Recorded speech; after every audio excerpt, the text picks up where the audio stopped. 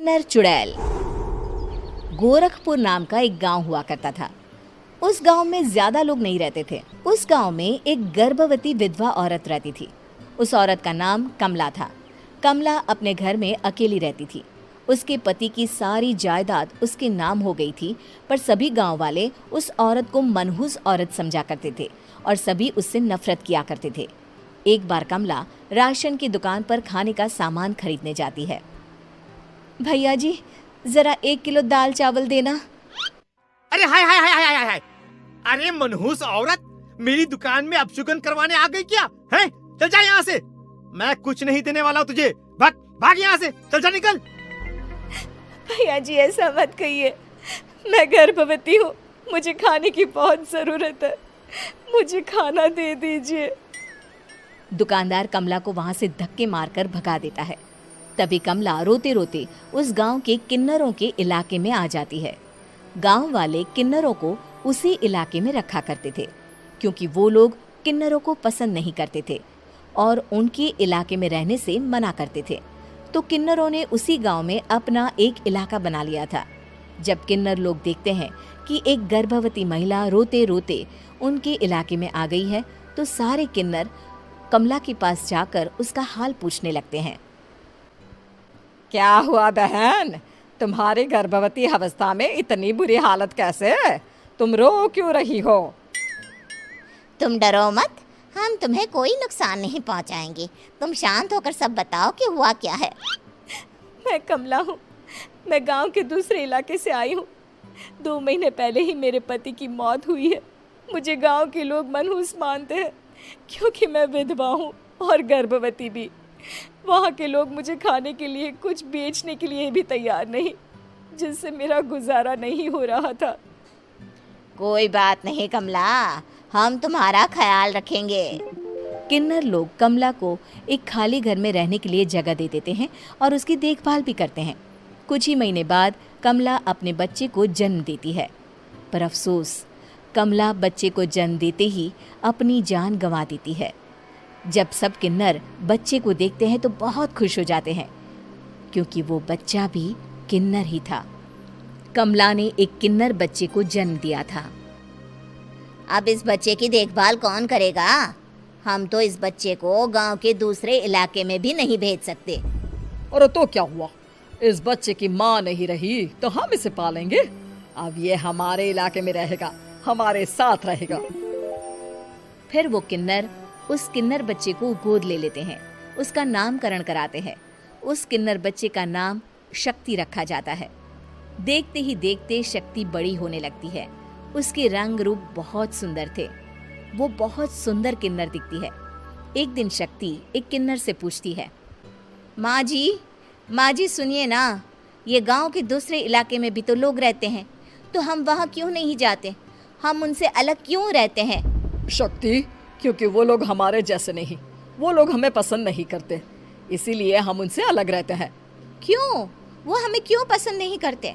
मुझे एक बार उस इलाके में जाना है, मैं एक बार वहाँ जाकर घूम कर आऊँ। शक्ति, खबरदार, जो तू उस इलाके में कभी भी गई तो अपनी जान नहीं गंवाना चाहती तो उस इलाके में कभी कदम भी नहीं रखेगी, समझी? इतना कहकर वो किन्नर वहाँ से चली जाती है। शक्ति उस किन्नर की बात सुनकर बहुत रोती है। माँ जी, ऐसा कैसे कह सकती हैं? उन्होंने इतनी सी बात के लिए मुझे इतना डांटा। अब तो मैं उस इलाके में ज़रूर जाऊंगी। फिर एक दिन शक्ति गांव के दूसरे इलाके में चुपके से जाती है। ये लोग तो हमारे जैसे ही इंसान हैं, तो ये हमसे नफरत क्यों करते हैं? जब शक्ति उस इलाके में पहुंचती है तो गांव के सारे आदमी उसके रूप से मोहित हो जाते हैं। वो लोग ये अंदाज़ा नहीं लगा पाते कि वो किन्नर है। शक्ति की सुंदरता देखकर सारे गांव वाले उसकी तारीफ करने लगते हैं। तभी गांव का चक्कर लगाने गांव के जमींदार का बेटा हर्ष वहां पहुंचता है। हर्ष भी दिखने में बहुत सुंदर होता है। जब हर्ष ने शक्ति को देखा तो वो भी उससे मोहित हो गया, और जब शक्ति की नज़र हर्ष पर पड़ी तो वो हर्ष को देखकर मोहित हो गई। आपको पहले कभी इस गांव में देखा नहीं। इस गांव में आप नए हैं क्या? जी नहीं, वो मैं बस।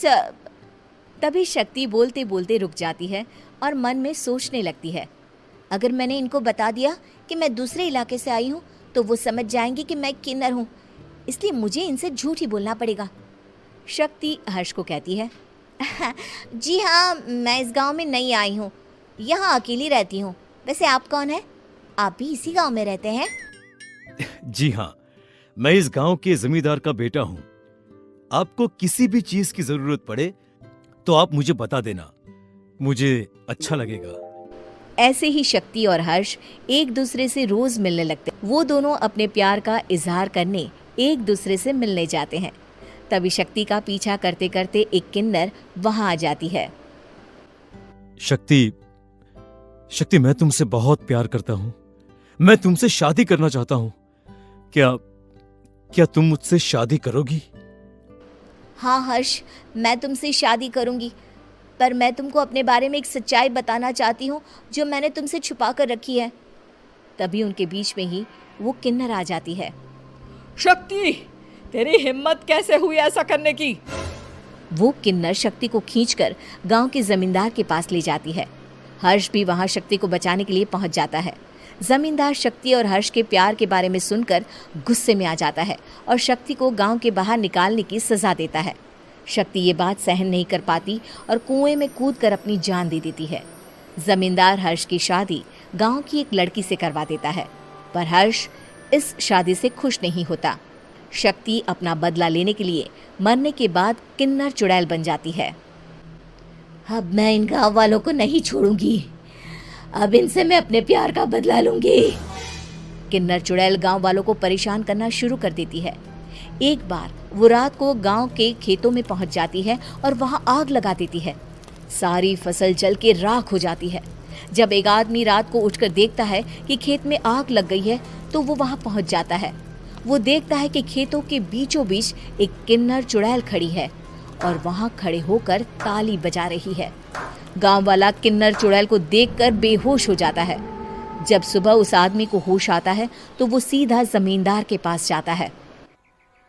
अरे जमींदार साहब, अरे वो किन्नर चुड़ैल ने मेरी सारी फसल जला दी। अब मैं क्या करूंगा? क्या होगा मेरा? जमींदार चुड़ैल किन्नर का नाम सुनते ही सब कुछ समझ जाता है। अब वो बहुत डर जाता है। उसी रात को जब जमींदार डर के मारे अपने कमरे में सो नहीं पाता, तभी वहां अचानक से किन्नर चुड़ैल आ जाती है। किन्नर चुड़ैल जोर जोर से जमींदार के आगे खड़ी होकर हंसने लगती है और ताली बजाने लगती है। जमींदार उस डरावनी किन्नर चुड़ैल को देखकर बहुत डर जाता है। तूने मेरे साथ बहुत बुरा किया, अब मैं तुझे जान से मार दूंगी। नहीं नहीं नहीं नहीं नहीं, मुझे माफ कर दो, मुझे मत मारो। मैं कभी ऐसा दोबारा नहीं करूंगा। अब तुम जो बोलोगी वही मैं करूंगा। ठीक है, मैं चाहती हूँ कि किन्नर इलाका गांव के इलाके से जुड़े और गांव का कोई भी आदमी किन्नर समाज से द्वेष ना करे, उससे नफरत ना करे, नहीं तो मैं सारे गांव को मार दूंगी। और तुम गांव में एक नया कानून बनाओ कि अगर किसी ने भी किन्नर समाज को हानि पहुंचाने की कोशिश भी करी या इनसे भेदभाव करने की भी कोशिश करी तो उनको कड़ी से कड़ी सजा मिलेगी। हाँ हाँ हाँ हाँ, मैं ऐसा ही करूंगा। तुम जो बोलोगी वो मैं करूंगा, पर मुझे जाने दो प्लीज। तब वो किन्नर चुड़ैल वहां से चली जाती है। गांव का जमींदार किन्नर चुड़ैल का कहा मानते हुए दोनों इलाकों को एक कर देता है और नया कानून भी लागू कर देता है। तब से वहां किन्नर समाज और बाकी गांव वाले शांतिपूर्वक रहने लगते हैं।